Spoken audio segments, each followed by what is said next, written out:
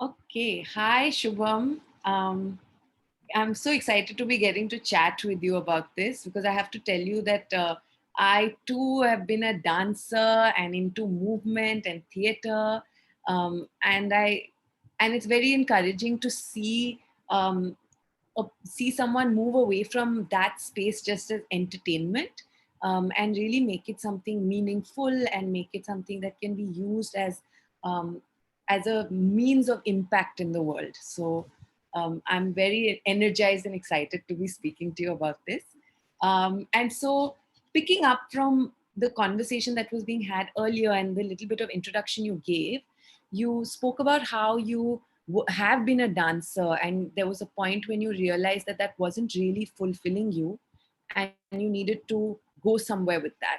So, what were some of the steps you had to take along the way to possibly either reskill yourself, reorient yourself, or change direction from being a dancer to a movement therapist?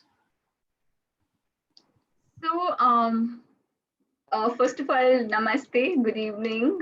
So happy to see all of you here, and I'm just like I hope we have time so that we all can get to know each other because it's a intimate gathering, and yes, I'm looking forward to that.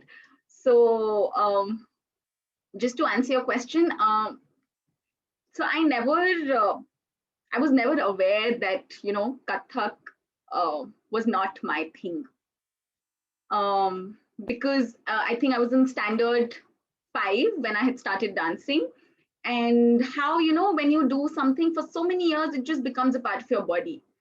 People used to tell me that, the way you walk, the way you talk, it just reflects that you're a dancer. So it just became a part of me. And it's very interesting that I never wanted to learn dancing. So in my family, in my father's side of the family, everyone's a singer. And I really wanted to learn music, but my parents were so funny and random. They were like, Acha, okay, there's no, they couldn't find a music class. So they got me enrolled into a dance class.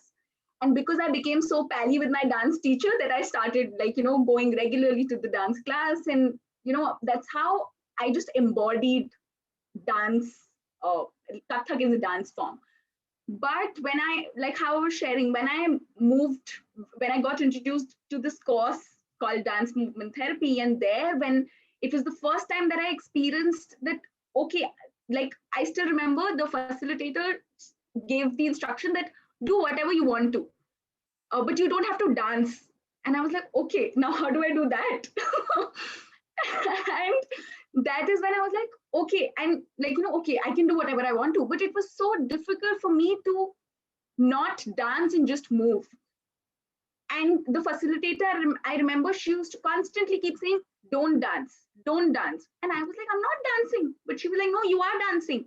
Because for so many years, my movements had become so structured that I will just open my hand in a particular angle. I would just not go wild. It took me a lot of time to unlearn that whole structure of Kathak. Of course, like Kathak is still there in my body and I can do Kathak, but it took me like almost a year to really unlearn that structured dance form and just be absolutely free and do whatever I wanted to do. I had to really train my mind, I would say, my mind and body, that okay, you don't have to do structured movement. You don't have to do structured movement. Just do whatever you want to. Just and that was so liberating for me.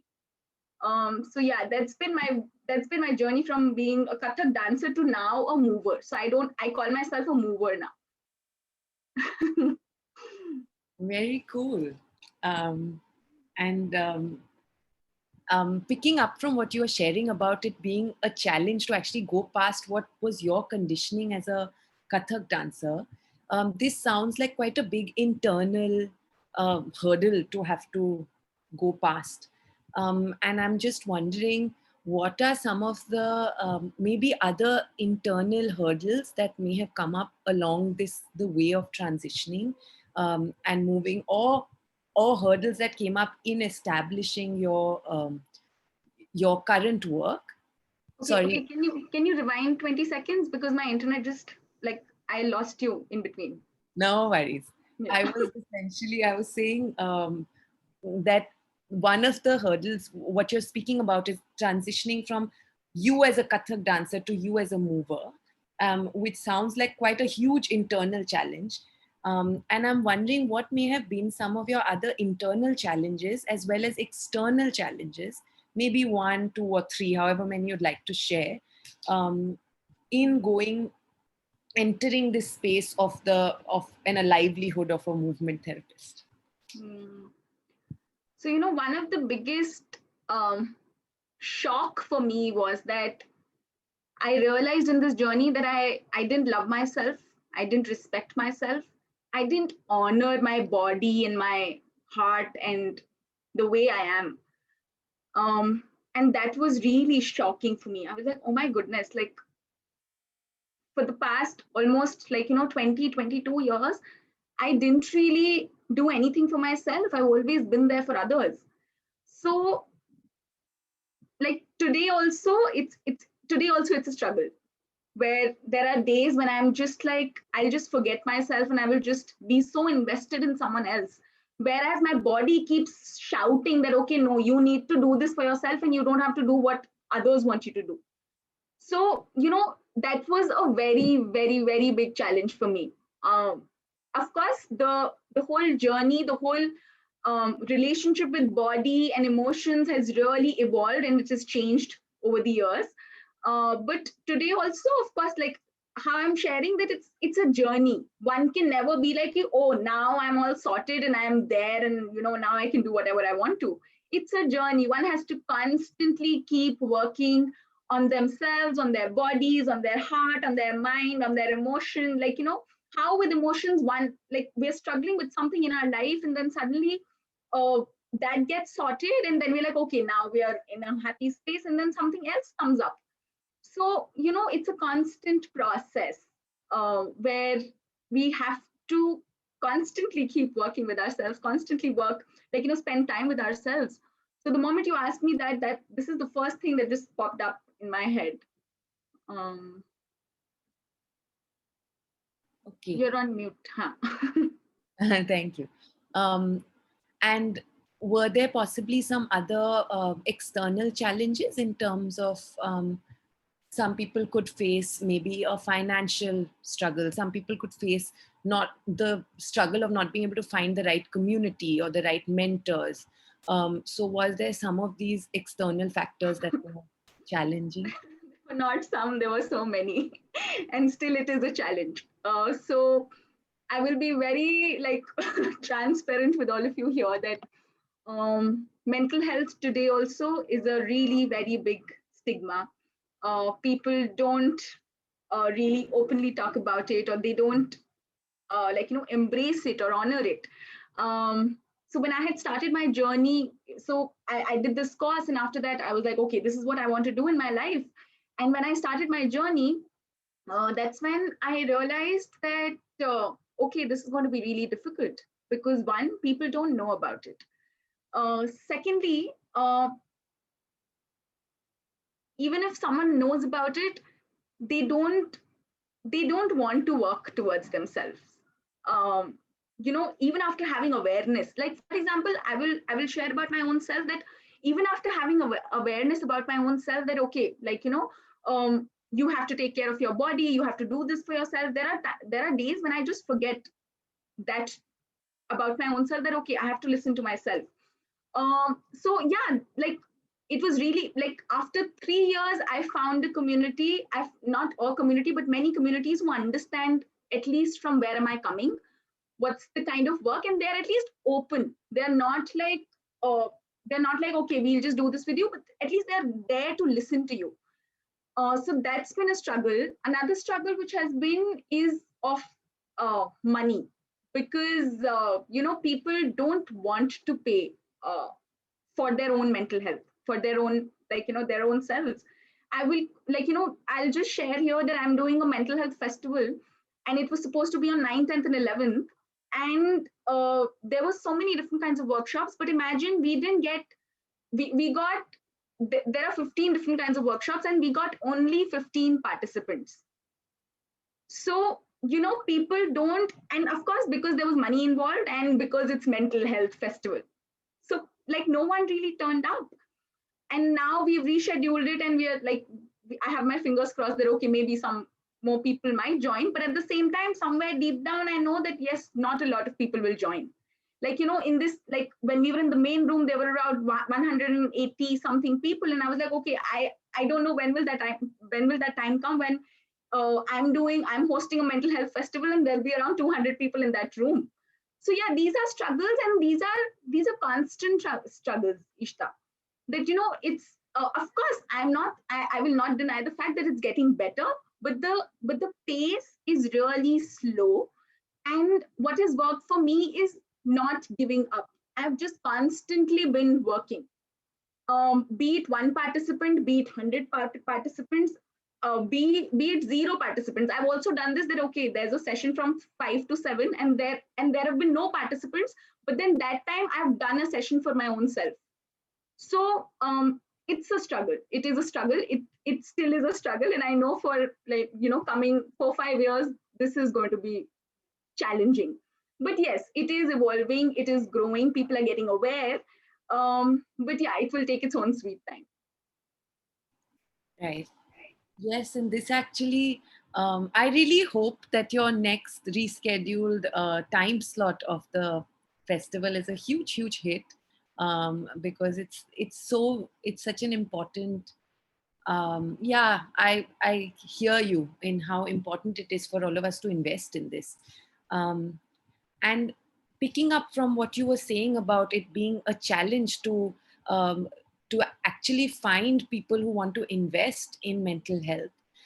For a lot of people here, they may actually be very attracted to the idea of being a movement therapist as in a livelihood. And so, one logistic question that may come up is that, is this really a sustainable a livelihood for me? Can I make money through this? Do I have to do something on the side? So, if you could share with us whether firstly your livelihood um, sustains you, and possibly if there are other sources or like other ways in which you have to sustain yourself, what those might be. So I would quickly like to bring in the aspect of, so when I had started my journey, it was purely body movement, because I did the course called dance movement therapy. But when I started working, I realized that everyone doesn't relate with body movement. For everyone, the modality just keeps shifting.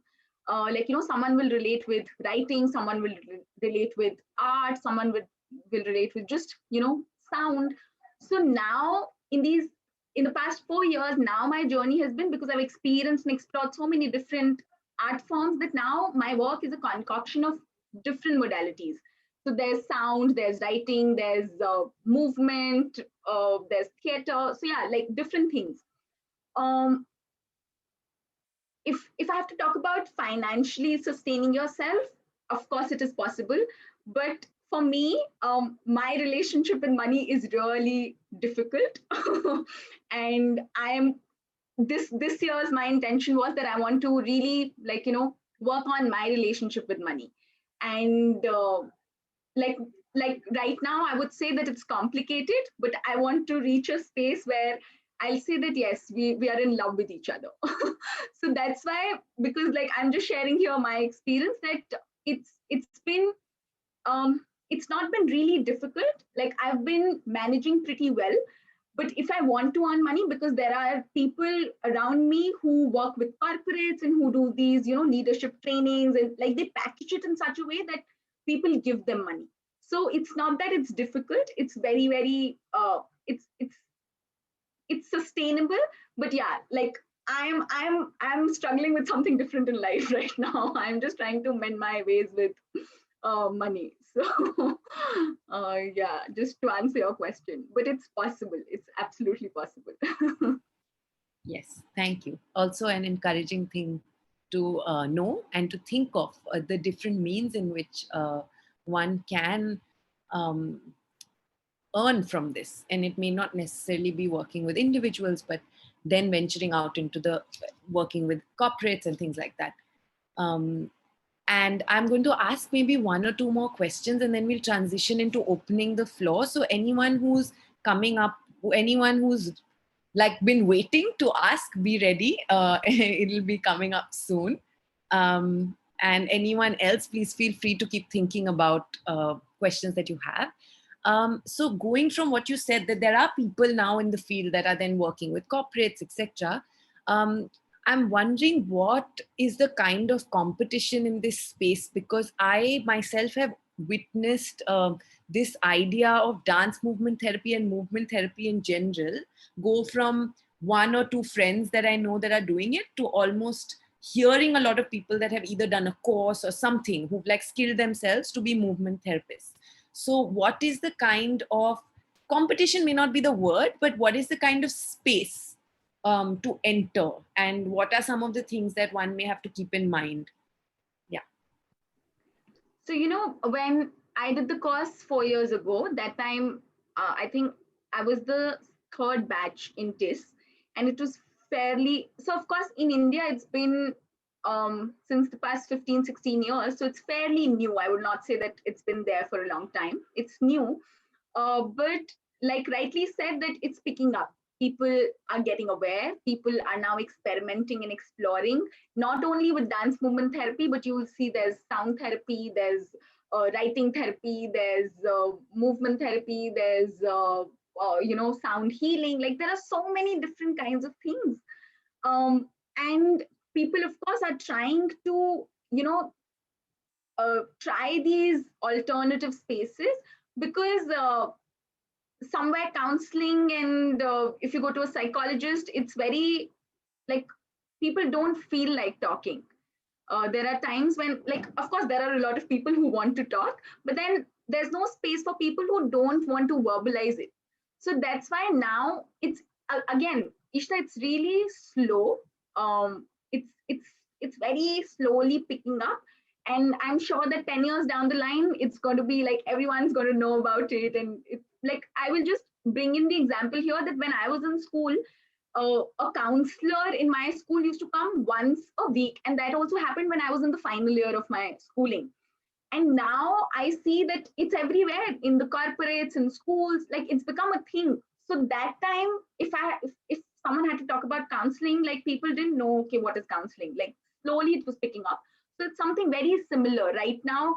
These alternative therapeutic spaces are in a similar space where slowly they're picking up. People are getting aware. They're also now, like, people are also getting out of their comfort zones. They're okay, let's just try. So that's happening. Right. And I guess that what that means then is that if there's anyone in the room wanting to make this their a livelihood, now's the time, because you'd be among the pioneers. So, yeah. Okay, so I would like to open it up to anybody who may have questions. I had noticed Vishesh had said that he had a question. So maybe Vishesh can start, and then there are already two questions in the chat. So, yeah. Hi, so I'm Vishesh. I'm from Mumbai. I had a question about, like, how mental health and working on yourself is kind of seen as a selfish thing, or it's like, and even in terms of art, like I myself have done a session on art therapy. Like I participated, not like I took it. I don't know anything about it, but I kind of felt like when you get into it, it feels like kind of like you're not doing good for anyone else. You're being very selfish, and you're looking into just one thing, and that's yourself. I wanted to I wanted to ask, like, how do you get over this? Or how do you feel like it's, because I know a lot of people feel this, that working on yourself is selfish, and you're not doing anything for people outside you, like you're just working for yourself. How do you get over that phase, and how do you kind of just basically get over it? Yeah. So, Vishesh, I resonate with each and every word that you've shared right now, because this comes up a lot. And I myself had this thing in my head that, okay, if I'm doing something for myself, I'm being selfish. And I'm not selfish.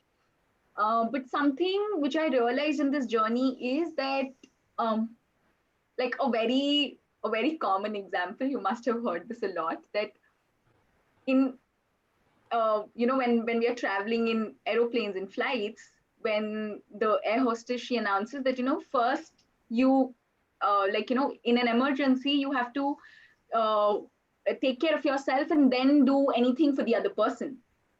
So it's something very similar here, where we have to, if I'm not fulfilling my needs, if I'm not taking care of my own self, then I really can't do much for others. Of course I can and I will, and I will, there will be a point in my life where I will just have to really stretch myself to do it. But on the other hand, if I'm constantly, filling my own container and, working on my own self, then I'm more in a better space to be there for others as well. So, Vishesh, it's also somewhere a very internal journey, because this has been my journey, where I took a lot of time, where I was like, okay, because something very common which was there in my life, and I've heard from people, that I can't say no. I can't say no. It's so difficult for me to say no. And Ritika is like, oh yes, I'm also like that. So, it's I have started saying no, and that is so empowering for me, where I'm like, wow, I've started saying no, because I have now started listening to my body. My body says that, okay, you don't have to, for example, after this, I have to go and party with my friends. Previously, the kind of Shubham, the person that Shubham was, she would have said, ki, okay, I'll come. Even if my body and heart was saying, ki, no, I don't feel like going. I just want to chill at home and just, rest and just maybe binge watch or do whatever. But now I'm like, okay, no, I'm not in that space and I don't want to engage with people and I will not do it. So it's been a journey of 4 years where still I struggle. It's not that I don't struggle.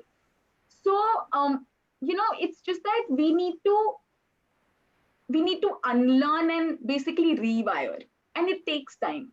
And it's like, I can't really do anything for you, or someone else can't do anything for someone else. One has to do everything for their own selves. If I want to make that shift within me, I have to work towards it. And you can't work for me. That, okay, so Shubham wants to say no, and I will do that for her. You can't do that.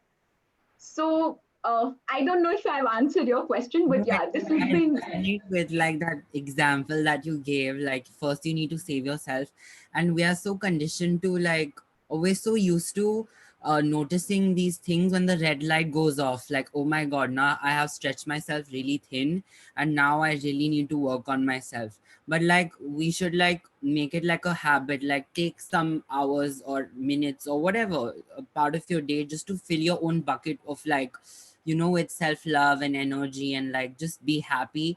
And that's when you can actually, yeah. Absolutely. It's really answered. Thanks a lot. Thank you for bringing that out. Thanks for that question, Vishesh. I think it was a important reminder. Save yourself first is what Ritika wrote in the chat. There is a question from Agyani Music. Would you like to ask the question directly, or would you like me to read it out? Agyani Music? Okay. So the question that they have asked is, how can we have a sustainable livelihood in what we love?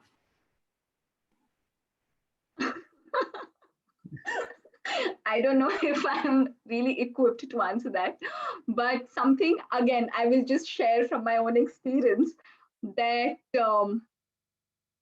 like how I was sharing when I was in NDTV, I was getting a lot of money, but I wasn't enjoying my body, my heart. It just felt really heavy all the time, and I just couldn't do anything with that money. And since the time I've started, doing what I've loved in my life, um, since then my life has just been so beautiful, because there is no Sunday, there is no Monday, there's no 2 o'clock, there's no 5 o'clock. It's like I'm constantly working, and I don't feel that in my body. My body in fact feels more nourished, because I'm doing what I really want to do. And that's somewhere, because my energy, my body, my heart, everything is just there. It's so in sync and it's so aligned, that I will automatically, start working in such a way that, money for me has been a byproduct. It's it's always been like that. Okay, I've been working, and if I get money, it's like a bonus. But if I don't really care, because I'm doing what I love to do, and that in itself is so gratifying, and it just fills my heart with the kind of work that I've been doing, and I've been meeting so many beautiful people in this journey. So it it will just organically happen, because that's how it has worked for me. Like, my intention was never to make money, but my intention was always to, uh, spread awareness about mental health and do the kind of work that I really enjoy, and which I really want to do. So, and now organically it's happening that, uh, since, so I will also share, the first year that I worked, I invested a lot of money because I was traveling and I was doing this and experimenting that, okay, let's do this, let's do that. And then came the second phase where it was a it was like I was neither investing nor was I getting money, but it was like a very good balance where I'm working, but I'm not earning money, but I'm not even investing money. Then now I'm in a space where slowly whatever work I'm doing, people are like, they contribute. So again, with money also, it's been a journey for me, and I know that it's going to go up. It will not, like, I will not come back to a space where I'm struggling. I know for a fact that it's going to really, you know uh, it's going to sustain me and it's going to support me. So yeah, this has been my experience. Okay, thank you. And I think maybe it's also the thought that comes to me is then to also acknowledge some of the work that we may have done that has allowed us to be in this state of a little bit of privilege to be able to explore. Absolutely. Yes, and I Hmm. guess then one gets to think about how to then balance between maybe doing something to make yourself comfortable enough to then follow and find your livelihoods. But I guess it's a cycle that one has to discover and Hmm. navigate. In this journey, I will just quickly add another line that I might not have earned a lot of money, but I've earned so many beautiful spaces and people and so many more things, which today, like, whatever I'm here today with the livelihood, because not of money, but because of my relationship with each and every person who's involved in this.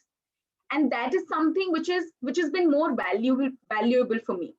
So I also feel that, okay, money of course is important and you need money, but for me it's not the biggest thing.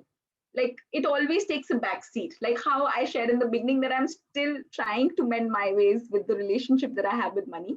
But still, I've earned so much more in this journey, which is more precious for me. So there's also this way of looking at things. So true, so true. Hmm.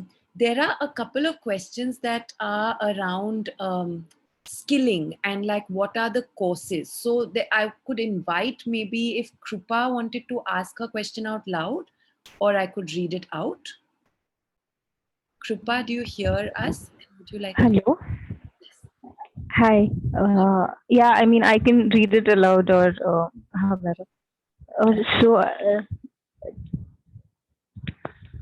Shubham, thank you so much. It's been really nice listening to you. I mean, just someone talking to so transparently about their journey. I had a quick question for you, which was about training options for creative arts therapy. I do have a background in psychology. I mean, I studied bachelor's for I studied psychology for bachelor's, but uh, and I also studied creative arts in like as creative arts, not as therapy. But what I see now when I want to club both of these is that I'm not sure of what are the possible people who are trained to do this, and I also don't know how to navigate through so many options available, which seem really expensive, and like short courses, which are also open to people who have absolutely no background in psychology. So I kind of feel a little skeptical about a course which says that they are willing to train creative arts therapists in 3 months or 6 months, even if you have no background. So I was just wondering what has been your experience, and do you know of any training options, or if you could suggest some names?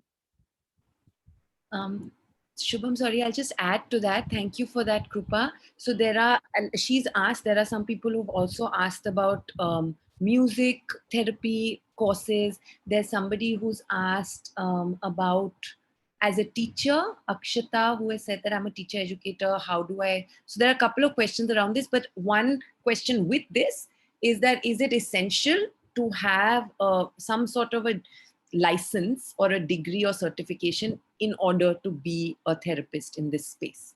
So these are some of the questions all put together. Okay, thank you.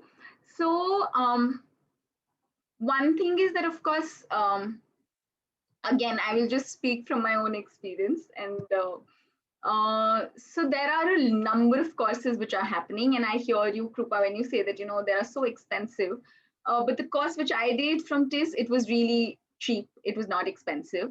So I can, of course, share about the course which was happening at TIS. That course specifically is for dance movement therapy, but they're also introducing a course for integrative arts, where there are different modalities. So they're also designing a course around that.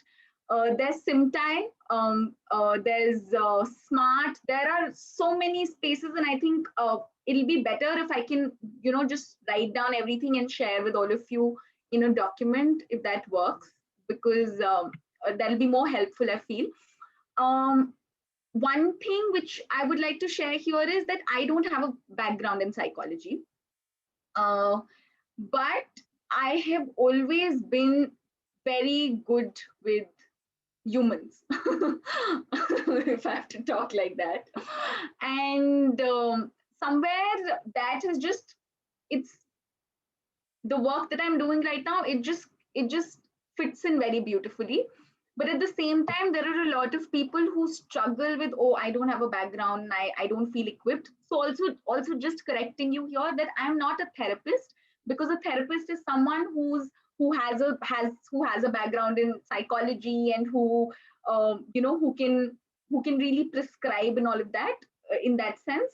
But I am basically a facilitator. I'm basically a practitioner, where I'm not really so something as basic as, if I'm working with a population where there are children with Down syndrome and autism, then I'm not equipped to say that, okay, they are on the spectrum, or they're high, they're low, whatever. But yes, I am equipped to engage with them in, in ways which includes these alternative therapies. So it also actually depends on what exactly do you want to do. If you want to really get into that clinical setup and all of that, then of course you need to be trained as a psychologist and do specific courses. But also adding here that, of course, I did this course in dance movement therapy, which gave me a lot of courage and confidence. But after that, whatever I've explored that in my journey by just exploring and experiencing different sessions like sound and art or storytelling or writing. All of these have just been these sessions that I've done in these 4 years. So my major modality, if I'll say, that's movement, because I'm trained in it. But otherwise, now if you will come for my session, it's a concoction of everything, and that has been just by experiencing different different kinds of sessions and modalities. Also, the kind of space that we co-create is very it's safe, it's sacred, there's no judgment. So as a facilitator, one has to be very mindful about the fact that you just sensing how the space is. We need to co-create a space where, if you feel that, okay, I don't feel equipped to handle situations where if someone just breaks down, I don't know what to do, then of course then you design the session in such a way that there's there's not a lot of internal churning happening. So all of this also comes with experience. But yeah, I mean, to answer your question, there are so many different kinds of courses. Some courses which are really good is Smart. There's Simtai. I'm not very sure about Simtai. But yeah, TIS, because I've done the course from TIS, so I can just vouch for that. That TIS is really nice. Plus, it's not expensive, because it's TIS. So otherwise, there's a course in Xavier's as well in Bombay, but it's something like, I think 1.2 or 1.5 or 2 lakhs. So it's really expensive. But in TIS, I think I paid something around 10, no, sorry, 20,000 or something for a year. So which is not bad. So Okay. Thank you for offering to share resources later. And I think that's also something that we will try our best to facilitate. Probably maybe send out emails to everyone who's attended this session with some links. And I think that should have answered Nishta's question about qualification and certification. And you've spoken about the difference between trying to get into it as a psychologist or get into it as a movement therapist. And taking it from here, there is a Neha has said that she would like to ask a question. So Yeah, hello everyone, and thank you, Shubham ma'am, for this session. Ma'am, I want to understand about the process. I will tell about my journey. Like, if somebody is coming and talking to us or sharing their feeling, then it's easy and we can go and know about their journey. But in the mental health, mostly the people isolate themselves, and we feel in our family also, in the relatives, so many members that they are getting isolated and suffering in themselves. So how to approach them? Is there any process which actually work as icebreaker, or how to deal with these kind of people, who are not coming to you, but that they need you and you have to go to them? So that's my question, ma'am. thank you, Neha. And it's so funny when people call me ma'am. Okay. But yeah, so one very important thing is that how you said that we sense that someone's not coming to us, but we sense their energy and we're like, okay, like something is going on. And that's how powerful the body is. That body can literally, without saying anything, it communicates each and everything. So one idea is just to sense, first step. Second step is to just be there, not really push someone. That, of course, like for example, I'm struggling with something in my life, and you come up to me and you're just there for me. You're not pushing me, you're not nudging me. Acha, kya ho gaya, mujhe batao. I know you're going through something. No. Like, and again, this I'm saying from my own experience. If you'll talk to someone else, they will share something else. But I'm just talking from my own experience. Something which has worked for me always has been that just being there for that person. That, okay, yes, I'm here. I'm whenever you feel like talking, I'm here.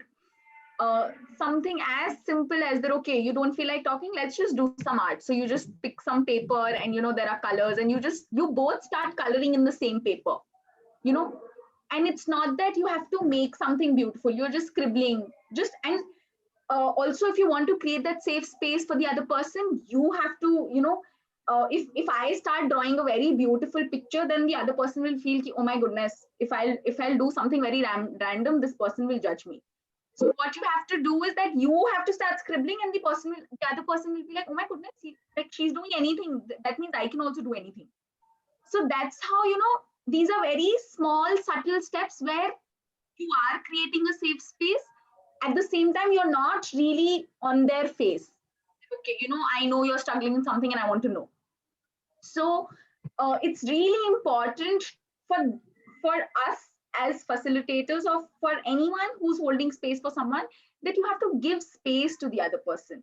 So that and the first step, like the work that I've been doing, that also the first step that I do is create that space where people can just be themselves, where they feel safe, where there's no judgment.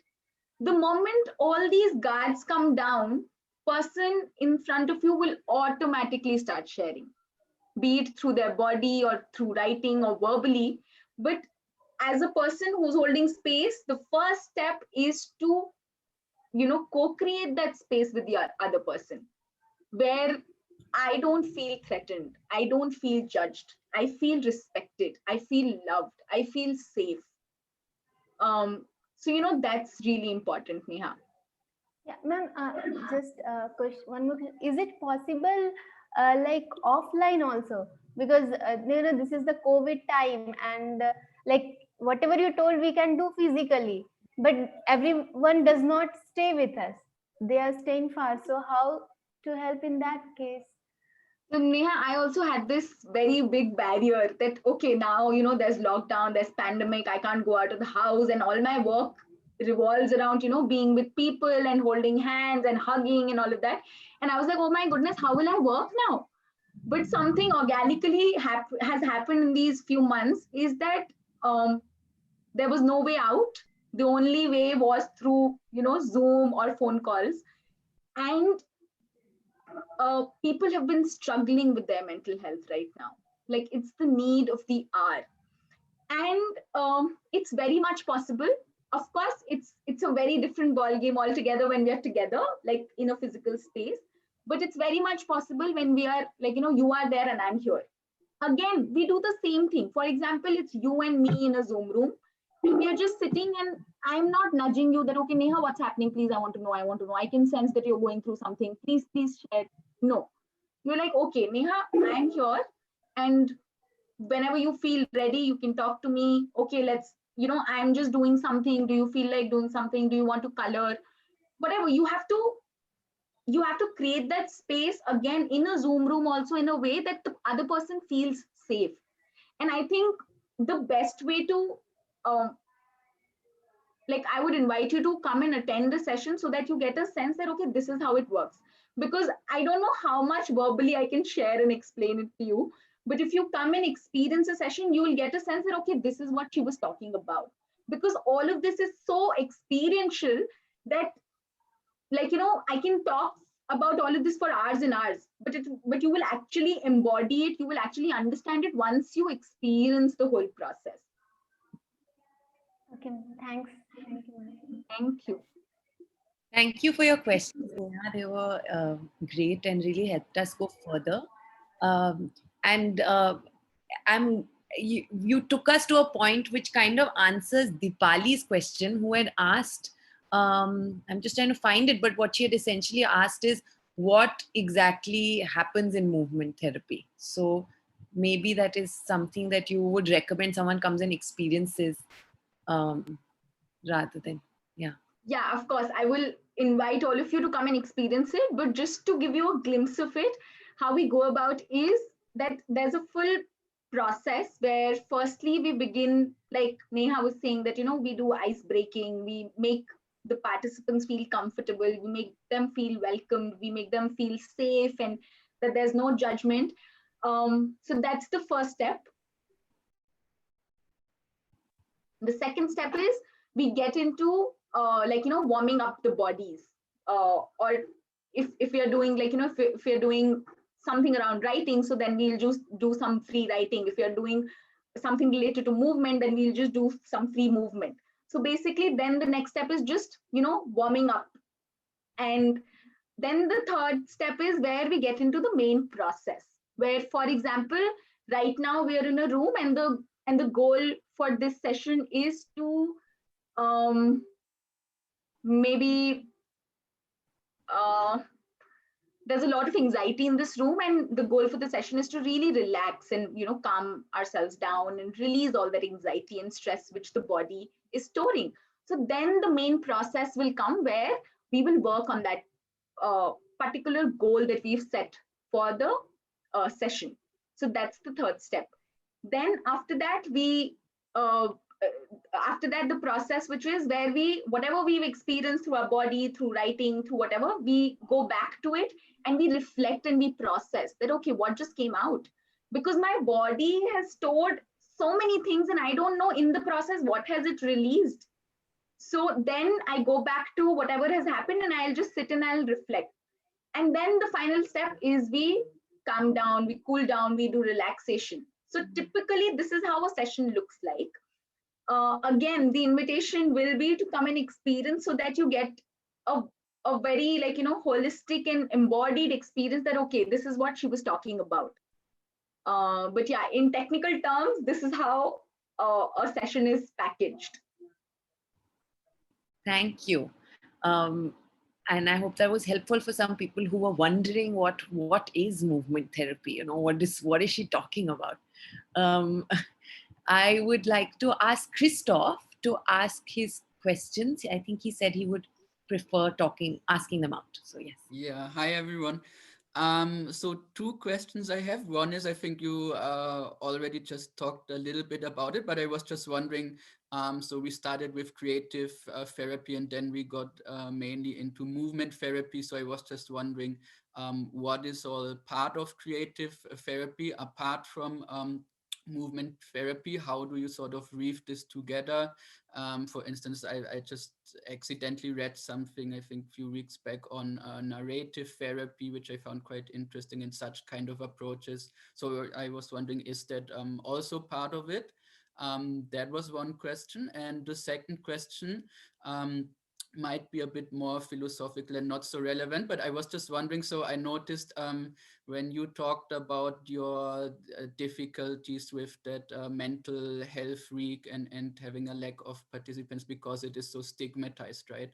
So I was wondering, for example, do you think you would have more participants if you would have called it something like, I don't know, Wellness Week or something like that? And I was wondering if that whole framing of it is a bit of a problem. I mean, if we talk about therapy, we always associate it with something, with some disease we have, right? With some body or mental disease.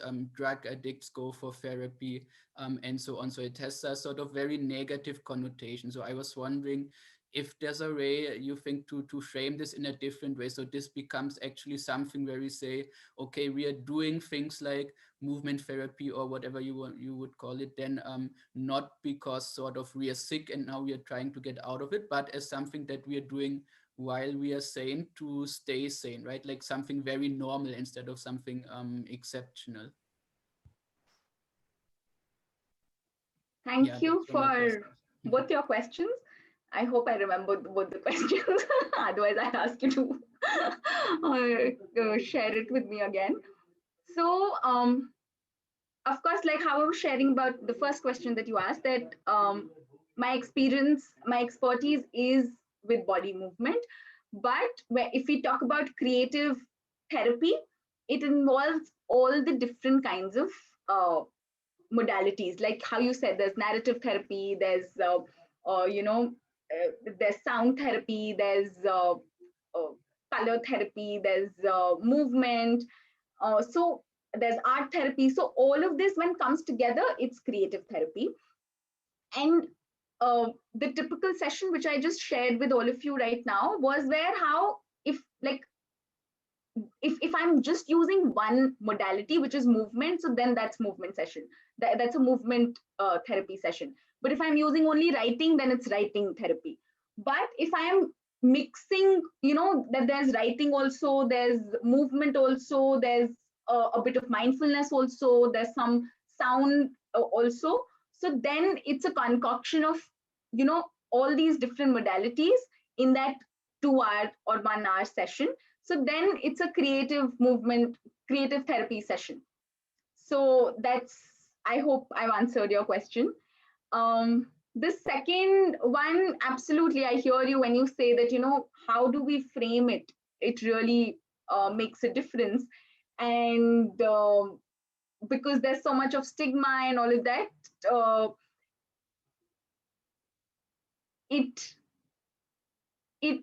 like, I don't know how to put it, but so I will also be very transparent here that because my relationship with money is changing, and this time I was very clear that, okay, I don't want to do it for free. Like, I want people to contribute something.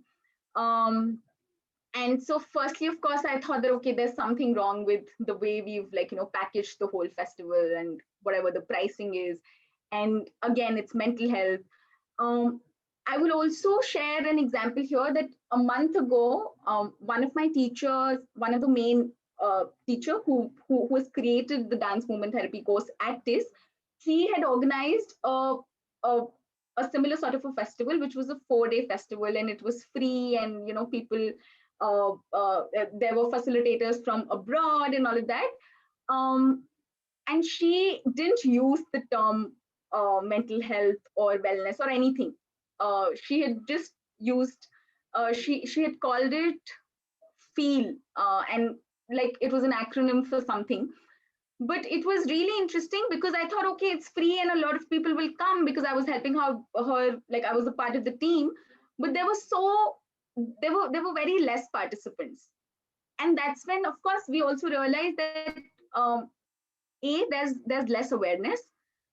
People still don't know about it. And something as basic as that, if I'm doing a Kathak dance class, people know what to expect out of it. People know that, okay, this is what it is, and I feel safe and I can just go and explore it. But if I say I'm doing a creative therapy session, people are like, okay, what is it? I don't know. And if I don't know what it is, why will I invest my time and energy in something which I don't feel confident about? So that's where this whole picture of awareness comes into picture, where, like, and this is what I've been doing since the past 4 years, where the main focus is to spread awareness about the fact that, one, there's not only counseling and, like, uh, there's psychology, but there's also these different alternative forms of therapies. Secondly, for me, my journey with mental health has been of, it's like my relationship with it is like, I eat, I sleep, I drink water. It's something as basic as that, where I have to take care of myself each and every day, and it is important. It is a part of my ritual, like daily routine. And that's where, like, it's a really big step. It's a lot of unlearning. Like in the beginning, how Vishesh had asked this question that, am I being selfish? And there's so much of conditioning that we've been going through for so many years, that of course it will take, I think, double the time to really, like, unlearn and go back to a space where we're like, okay, like, I love myself and I'm doing this for myself. Thank Thank you. you so much. Thank you. So what we'll do is, we're coming towards the end of the hour. So maybe we'll just take one quick question to wrap up. And in case anybody's questions have not been answered, apologies for that, because we've had this is just the time we've had. So what we can do is, we will be saving the chat. And if there are any more questions that are still coming up, do feel free to email it or send it to us, and we will do our best to have Shubham write back. And so the question Hema had asked was, what is one of the most heartwarming incidents or things that have happened in a session or in some therapy session that you've taken with your students or with people, a heartwarming incident to make us energized? Oh my goodness, there are many, but something which I mostly share because it's just so close to my heart is that, so I was doing this 15-day program with children with autism and Down syndrome. Not actually children, but yeah, children and adults. And there was this person who like, for the first 5 days, he was really apprehensive, and, like, the teacher had to really pull him out of the class and be like, okay, let's just go for the session. But again, like how I was sharing, the whole intention, the first step is to create that space which is safe, where there's no judgment, where people can just come and be. So the fifth, and he had very limited speech. So if you would ask him that, how are you? So he would reply in monosyllables, but he never spoke to me. He never said a word. And then it's the 6th day of the program, and he just comes. And so usually whoever used to come enter the space, I would just ask them that, how are you feeling? How was your day? Did you eat food? Things like these. So I asked him that, how are you feeling? And of course, I knew that he will not answer, but he said, Acha, like good. And I was like, oh my goodness, what just happened? Then I asked him another question that, did you eat food? So he said, yes. And then I asked him another question that, will you do the session? So he said yes. And I was like, oh my goodness, what is happening? Like, I was in shock. And then I just ran to his class and I, called the teacher and I was like, he's speaking and he just answered all my questions. So I bought the teacher and I asked again all the questions and he didn't say a word. And I was like, okay, what's happening? Why didn't he say? But anyhow, the teacher left and then we did the session. And after after that whole journey, of course, one thing which happened that after that, every day he used to bring kids and, adults and all his friends that, okay, we have to go for the session first. Secondly, later I realized that how the teacher was abusive. So that's why the moment the teacher came, he just he went back in his shell. So he had become, and so he was an adult with autism, and with autism, you have very limited movement. So the whole goal for the session was to increase their movement repertoire. So by the end of it, he was just there, he would just do all the activities and he would come and hug me and he would come and share things with me. Of course, it was just monosyllables, but he had started having conversation with me. But the moment someone from the school, admin used to come, he used to just keep shut. So that's why, this has just been one of the most beautiful memories that I've had, where within a week I've seen this transition, which has been so it's so empowering, and I just feel so much of gratitude for that space that we all together create. And I always say this in my sessions, that it's not me who's doing it. We all together are co-creating that space.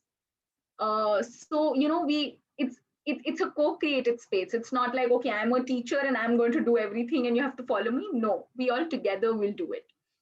So yes, this is one of the beautiful memories that I have. There are more, but yeah, for now. Thank you so much for sharing, and thank you for doing such important work, and making the world a better place. And thank you everyone for coming in for this session and having this conversation with us.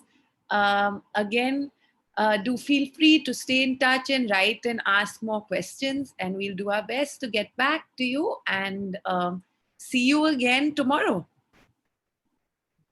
And I would quickly like to add here that you can check out the festival that we are doing. And if you feel like, being a part of it or just spreading a word about it with people you feel will resonate, please feel free to share and help us reach out to more people and spread awareness about mental health and the self.